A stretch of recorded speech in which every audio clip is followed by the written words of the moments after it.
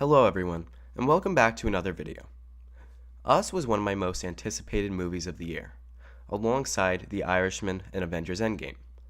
But when I walked out of the theater, I had a strange feeling of déjà vu, not to Jordan Peele's breakout hit Get Out, but possibly the most controversial movie of 2017, Star Wars: The Last Jedi. Both movies left me impressed with their ambition and originality, but ultimately unfulfilled by their execution. Get Out worked on so many levels, but where it possibly succeeded the most is in its restraint.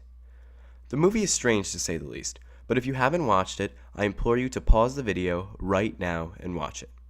Good? Okay, we can move on. Even though it ends with an Invasion of the Body Snatchers-esque twist, it spared the logistical details of how any of it really worked. It never explains the practicality of implanting someone's brain into someone else's head, or gives you that many details about the cult itself. Knowing when to stop giving details about the evil entity keeps an air of mystery about it. Additionally, Get Out doesn't reveal what's been happening until very late in the runtime. The tension is allowed to build to a breaking point where the audience can't stand to watch what's happening anymore, yet can't look away. It's uncomfortable to watch all of the strange and unexplainable things that are happening to the main character, knowing that the main character can't really say anything for sake of politeness. Because that's what Get Out really is, a social thriller. The social part of that is key, because the humor from the film is drawn not from cheap gags or one-liners, but awkward, unnerving behavior and events.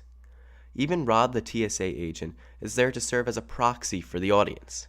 He's like that guy that says, "Don't go in there," in every slasher movie audience. The reason that the humor of Get Out doesn't feel out of place is because it is derived from its strength as a thriller. The guests that all arrive in black cars and pay just a little too much attention to our protagonist. The house servants that speak with unnerving intensity, and the all too picturesque setting that it takes place in.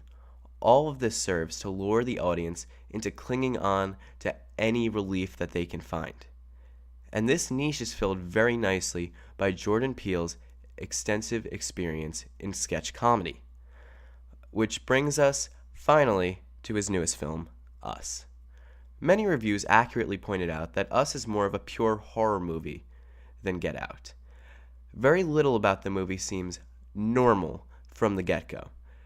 There are creepy mazes, a traumatic encounter with a look-alike, and a full-on family of homicidal doppelgangers half an hour into the movie.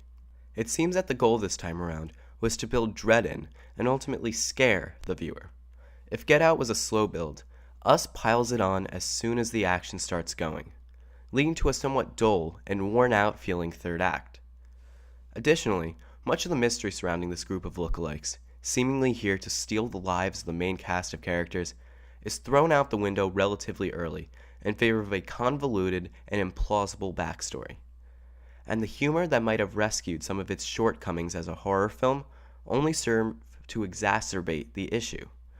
By intercutting suspense with out-of-place jokes, it makes the humor feel jarring instead of hilarious. But as much as I was disappointed by Us and its execution, I'm still really excited for the future of Jordan Peele's films. With the critical and commercial success that his two movies have received, it seems like more of his brand of direction is inevitable. He's one of the few directors in Hollywood today making commercially viable, original films. More often than not, a movie has to be based on an existing property to attain mainstream appeal, and thus box office success.